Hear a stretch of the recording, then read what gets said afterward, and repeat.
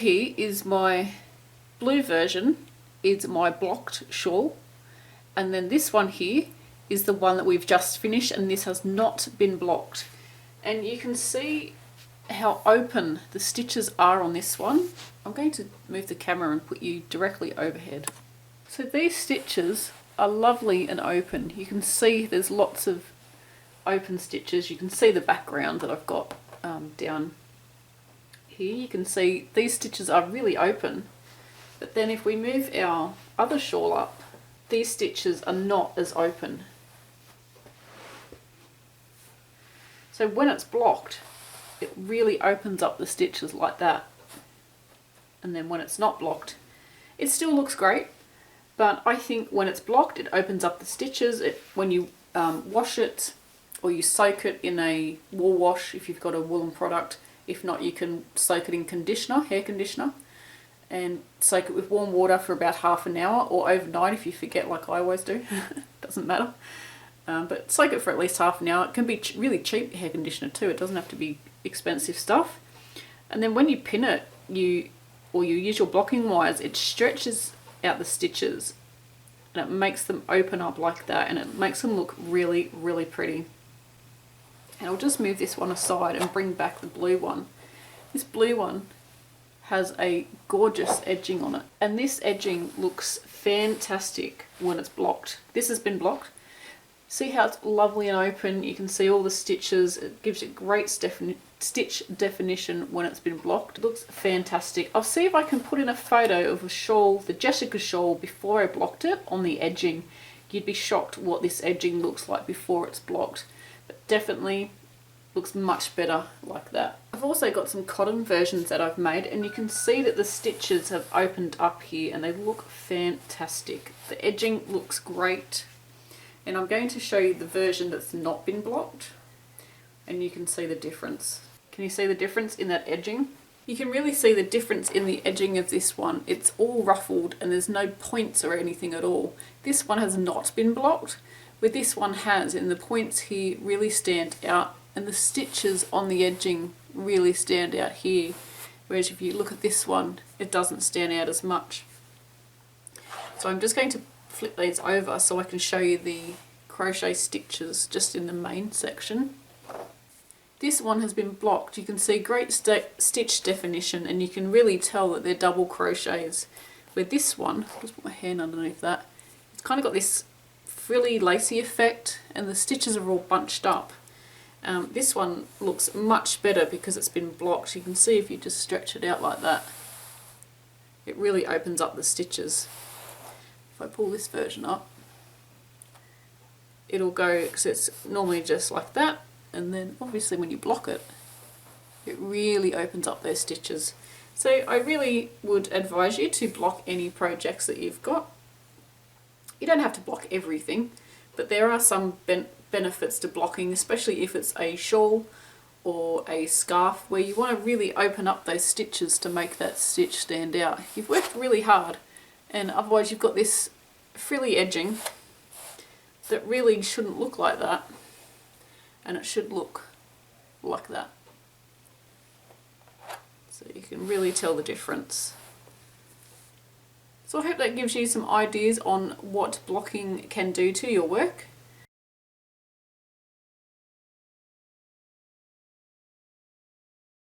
So I have sewn in all my ends and I'm ready to do my blocking. Now I've just got a bucket here. I think it's 10 litres. You can see it's reasonably deep. I used to have a big red one, but don't anymore. And we're going to put in some water, and we just want to make it lukewarm. We don't want it hot and we don't want it cold. So we just want it a little bit warm. That's better. So I've got all different types of wash. I have this Eucalan. Is that how you say it? Yeah. Eucalan wash. I think it's a lavender scent. I cannot remember. You can see it on the screen. It's lavender scent. Yeah, it was $11 and it's only 100 mils or 3.3 US fluid ounces. But I've soaked, I know I've soaked at least 5 things, and out of the bottle there's still about that much left. So you're probably going to get about 10 items out of that one. So it's $1 a soak. So when you think of it that way, it's not too bad. It smells really good. If you don't have this, I've had this for years. I don't think this stuff goes out of date. This is a 1.25 litre. Smells like eucalyptus. It's a wool wash. And this is because the item I'm going to be doing is 100% wool. If yours isn't, you won't have to worry about a wool wash. I don't even know if they sell this anymore. I've had it for that long.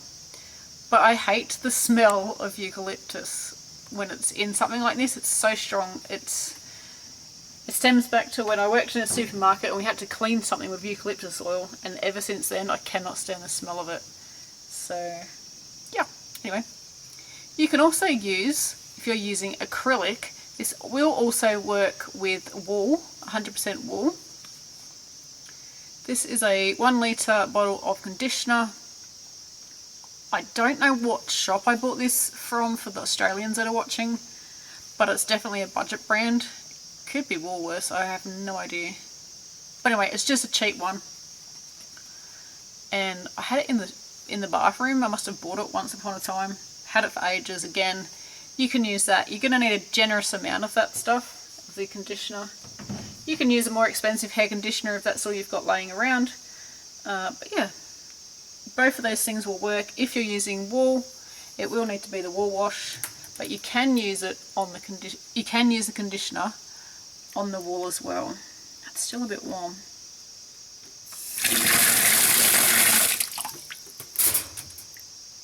So I'm actually going to use the hair conditioner on this one.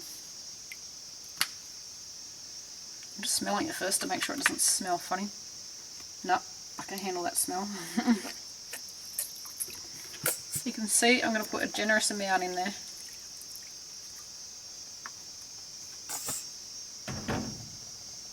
I'm doing this more as an experiment because I do normally use the wool wash, but it's really expensive, and yeah. See if we can make it last a little bit longer by using hair conditioner. I'm just going to quickly mix this up.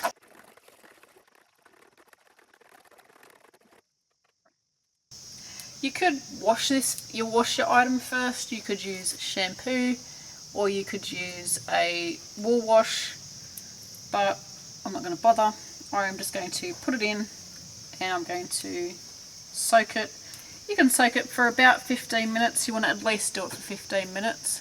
It should tell you on the bottle that you've got. It won't tell you on your hair conditioner, but it'll tell you on the wool wash bottle. I think the Eucalyptus one is 15 minutes. So we're just going to push this in. I've got way too much water in the bucket, but hey. I'm going to push it in until the air bubbles come out. Or most of the air bubbles come out at least. Looks really cool, it's making lots of little bubbles.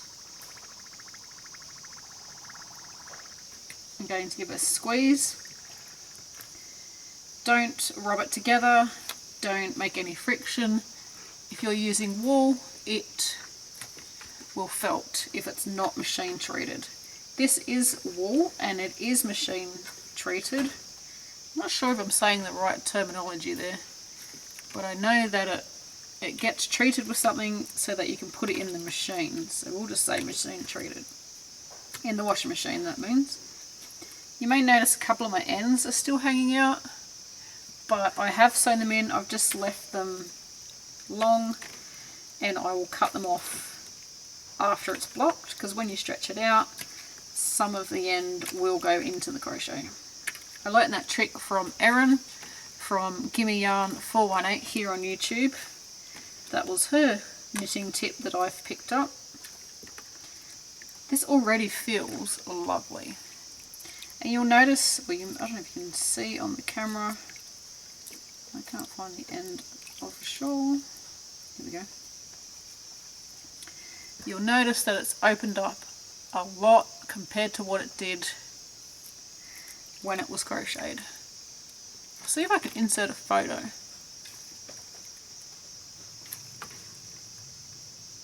I know I took photos of my other shawl, so I'll put photos of that one in, and you can see how much of that one opened up.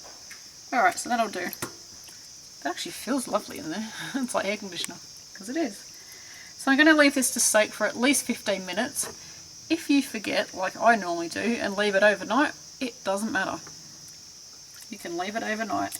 And I'm very glad that this water is pretty clear, which means that the dye used in this yarn, this is the first time I'm using this yarn, the yarn dye in this blue and in this pink is not running, which is fabulous, because otherwise the colours will bleed onto each other and you may get patches of pink on your blue and vice versa, or your project could turn purple, because don't pink and blue make purple? Some sort of purple anyway. Alright, so we're going to leave that for at least 15 minutes. I'm just off camera here and I'm just looking at the little bottle of Eucalan to see if that tells you how long to leave it for. Yeah, it says soak it for 15 minutes on the Eucalan. I'm just checking the other big one that I've got. That one says soak for 5 minutes. There you go. I'm going to go 15, unless I forget about it. One thing I did forget to mention is that we're going to need a towel, and if you're using the block and mats, you're only going to need one towel. If you're using a towel to block your shawl on, then you are going to need 2 towels, because one towel is to dry the shawl and one towel will be to lay your shawl on when you're blocking it. Once you have soaked your item, I said 15 minutes, I think it's been more like half an hour, but hey, who's counting? We are going to tip the water out.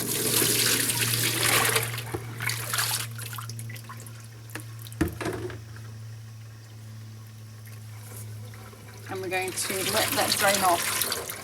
Some of the rinses that I was looking at, the wool wash and stuff, some of them say you don't have to rinse them, so that's fantastic.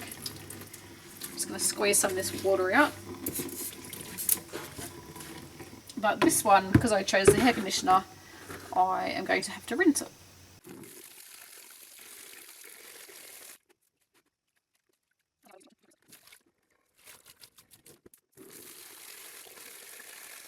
If your yarn is not a machine wash one, you don't want to get your water temperature drastically different each time you rinse it or soak it, because it will shock your yarn and it will tend to felt it. So these buckets of water have all been about the same temperature.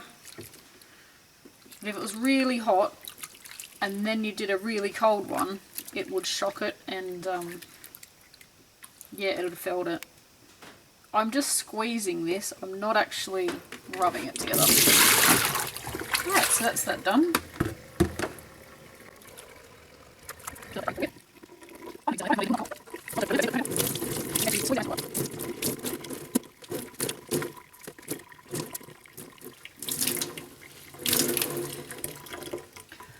I'm actually going to, you can't see it, but I'm actually going to leave this over the tap for a little bit because it's still quite a lot of water in it. Just going to somehow kind of hang that on the tap. It's not really working. Just to let some more water drip out. So I'll be back when that's ready. So I've got my towel on the floor, it's doubled over, and I'm going to get my shawl and I'm just going to place it on top of the towel.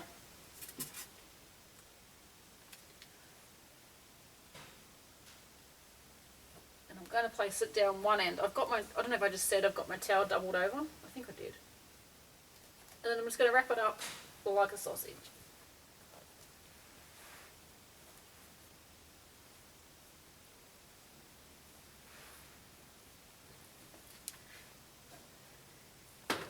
My laundry is in my shed, and these are not pajama pants. They really aren't. This is in my shed, so the floor is gross. It's just stained from years of use.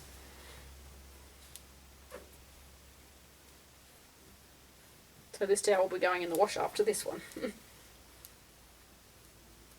I'm doing it on the shed floor because if you do this on carpet or something, your carpet's going to get wet, because you can see how there's a wet patch there where the water's coming through.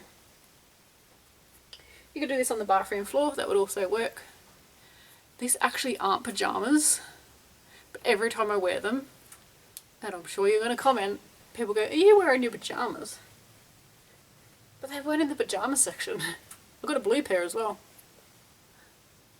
These are my eating lots of food pants because they got stretchy waist.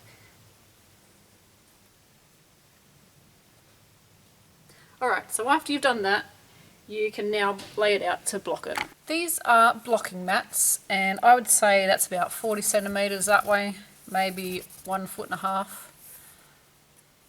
And they go together like jigsaw puzzles pieces. You can see more down there. And they're just made of foam, and they're really bendy.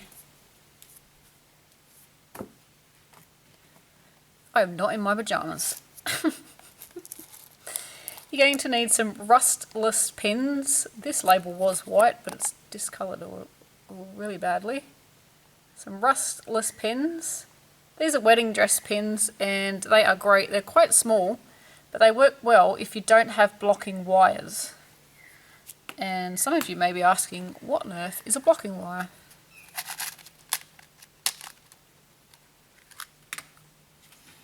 You come in a tube, and I got mine from Knit Picks, and I'm going to insert a link in the description box where you can buy these. And there's a spider. And it's a affiliate link, so if you make a purchase through that link and get some blocking wires and T-pins, which I'll show you in a second, I get a little bit of commission off your purchase. And you can see there's a heap of them there. I get a little bit off your purchase as a commission, and it helps me keep my video tutorials free.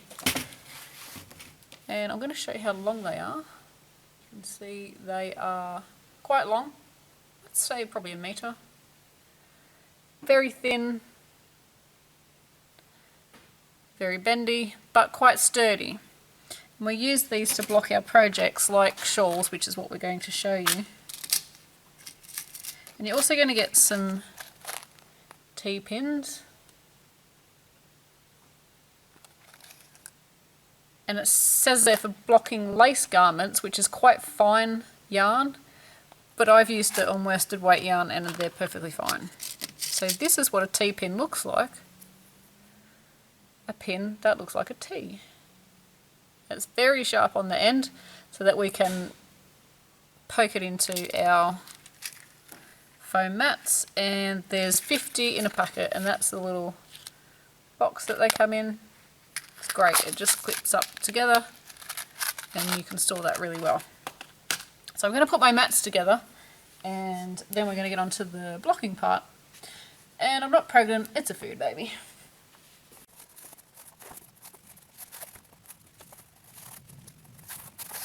If you don't have blocking mats, you can just use a towel on the floor or on a bed or a flat surface. That will work great as well. If it's on a bed, it's a bit easier to pin your garment or whatever you're blocking to the towel. I think that's all I'm going to need, and I'm just going to go and get my towel. So I've got my towel here. You can see it's wet on both sides, and that's why I did it on the floor. It looks really dirty, but it's not actually dirty, it's just wet. That's why I did it on the floor in our shed. So, because that's where my laundry is, and that's just how it works for me. And yes, I could have got dressed up and wore makeup, but that's not how I roll when I'm at home. And it's quite hot here today. These pants are quite cool, so. We want to arrange our shawl onto our blocking mats.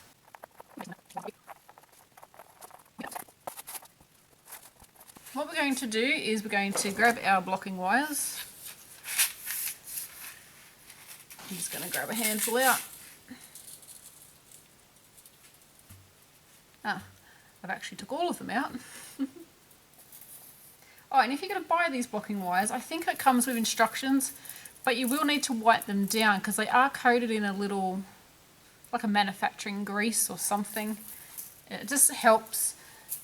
You don't want to get the marks onto your garment, your thing that you're going to block. So basically all we do is put our blocking wires along the straight and curved edge. I'm going to bring you down. You're in my craft room too, by the way, if you hadn't already guessed. You can see the stitches have opened up nicely. And along the top edge here, here's a new way to do a tutorial. See if I can get it in the thing. I am just going to put the wire in the very corner of our shawl, and I'm going to weave it in and out of the stitches along the edge of our shawl, so along this top edge. This is the top edge of our shawl, so this is the straight edge of our shawl. And as we come along, you'll notice that we've got these spaces. Got these spaces, and I'm just going to go into those spaces. It makes it much quicker. So it's the chain one space where we worked. What did we do? We did three double crochet. Yeah, I think that's something like that. It's been a day or so since I made the pattern. I could just look at it, couldn't I? Oh, we did our chain 4, and then we did a 3 double crochet, and if we're at the end we did 3 double crochet, chain 1, 3 double crochet. And I'm just putting it in these spaces that we created with that chain space. That's what's good about this pattern. It's very easy to block with blocking wires. If you don't have blocking wires, you're going to put the pins along the edge, and I'll put a link in on the right hand side of the screen, and that will show you how to do blocking with pins. I don't remember how much these blocking wires are, but I tell you what, they are a great investment as part of your toolbox for crochet work. So you're going to stretch it out like I have there, and you're going to notice that you're going to run out of a blocking wire, so because we're going to stretch this right out. It's going to be aggressively blocked. My arm's in the way. You could have told me. We're going to aggressively block this shawl, which means we are going to stretch it quite a bit. So you want to stretch it. You want to leave a bit of wire poking out the end, because you're going to use that to pin, and you're going to stretch it along, and then you're going to add in your next blocking wire. Again, we are just going in and out of the end spaces. Just got to the middle of my shawl, so I think I'll need probably 3 wires across the top, and I think this has turned out bigger than my DK version. I think I only used 2 across the top. So I'm going to continue doing this off camera. So I'm just going to move that up there so I can get to it. I'm going to continue doing this across. I don't know if you can see. Let me see if I can zoom in. Probably doesn't make any difference. No. But I'm just going to go across.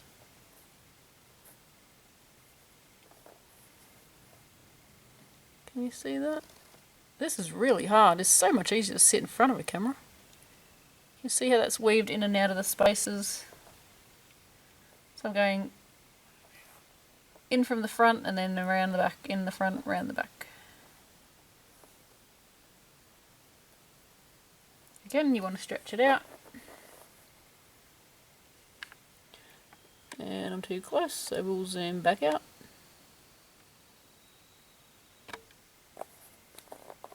And you want to line it up. My, what do you call it? My blocking wire ends here, so you want to just overlap them a bit. One's fallen out of the stitch hole. And you just want to overlap them a bit so that you've got all your stitches on in that viewfinder, because you're miles away from me. See how I've weaved it in and out of the stitches. And then when I come up here, I'm just weaving in these spaces on the end. Alright, so I'll finish doing this one, and when we come back we'll show you how to do the edging of the shawl. So I'm using my T-pins, and there are magpies having a fight outside the house. You can hear that noise. We're going to stretch this all the way across. I need to stretch it right up to the end because the shawl is huge. And in the very last stitch that you've pinned on your blocking wire, you're going to pin that. Oops. I'm all thumbs. You're going to pin that down. And I push it in from the side like that because it helps when we're putting pressure on these wires when we block it. Then we're going to work along, and I'm going to go about, I don't know, every 12 inches or so, and you're going to pull the wire up so that it's in a straight line. I just like to line it up with the edge of my blocking mat. And you can always readjust, so don't look at this and go, oh, it's not straight. You can always come along and readjust it. Where the two overlap, I'm putting a pin. Putting a T-pin. Do I do it there? Yes. And then we're going to stretch our shawl out and we're going to pin it. I'm not stretching this one too much because it's already huge. Okay, so now we are on to the frilly edging. I'm sorry this part of the tutorial is so, I don't know, not my style. Usually it's camera still, it's focused and all that. We are going to thread our blocking wire through the chain space. Let's show you down here. You got the chain space where we added our beads, or you didn't, it doesn't matter. Where our chain spaces are, that is where we're going to put our blocking wires, and I like to go in from the top and then just poke it through, and do that on all of them, so don't weave it like we did before. Make sure you're going into that chain space. You don't want to accidentally go into a stitch. Make sure it's actually the chain space. I just use my finger, find the chain space like so, and then poke it through. So you're probably going to need 3, maybe 4 wires for the edging of the shawl. What you're going to do is pull it out, and you'll see just by watching. You can't see that. This is so different to filming in front of the camera. I'm going to grab one of these pins, and I don't know if you can, but when I pull on that, see how this bit over here is moving? You don't want that to happen, so you want to put a pin and to stop it moving, because you're going to pull on these wires to block it, and it's going to put quite a lot of tension on those top straight wires. So I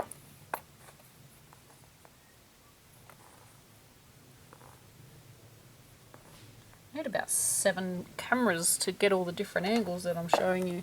So I finished my first wire, and at the moment I'm not really shaping it, I'm just going along and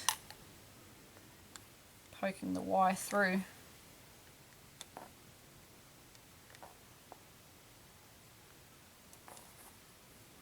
So make sure you're getting every single one.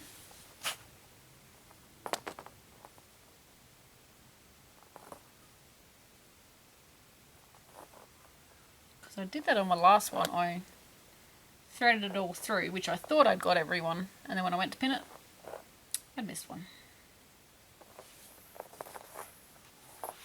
Don't forget to overlap it. I don't know if you can see that on the camera, but don't forget to overlap your wires a bit. So I'm not using any pins at the moment. I'm just getting my wires set up. I can't remember if I've already said this, but if you are using pins, you want to just put them in the chain space like what we're doing with the wires, and you're just going to pull the pins out. But with this type of shawl, because there's so many points, there's going to be a lot of pins, and it can take a lot of time. And if you've got to readjust it, like you'll see me do in a minute, it's a lot easier with blocking wires.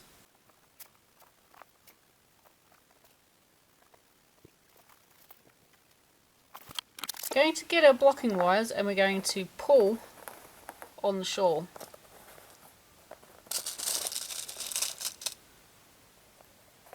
And this is where we're going to do our readjusting, so don't worry if you don't get it perfect the first time. You can see I'm putting the pins, instead of straight down like that, I'm pushing them across. You can see here how the pin is at an angle.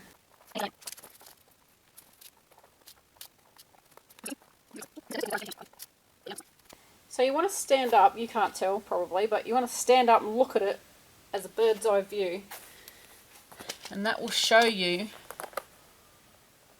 if you haven't like got it in the right shape, like you may have pulled too far on one side or done something like that. So.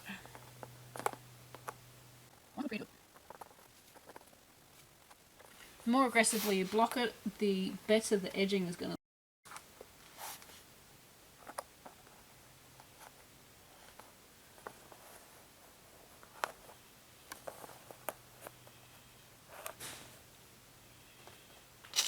Can you hear that frog? It's all about wildlife here.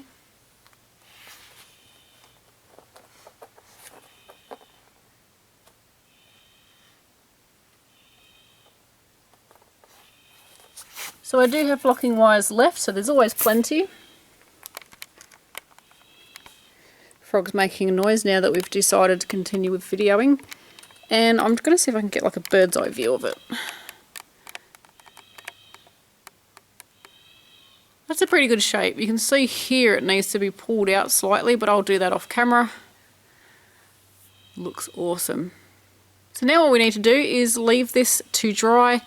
At the moment it's summer, it's really hot, so this will probably be dry by tomorrow, or at least at the most tomorrow afternoon. So yeah. Once it's dry, remove all your pins and your blocking wires, and it's ready to wear. Thanks for watching this tutorial. Please share your creations on our Facebook page or tag me on Instagram. I'd love to see what you've been up to. Please subscribe. There's always lots of crochet tutorials coming out.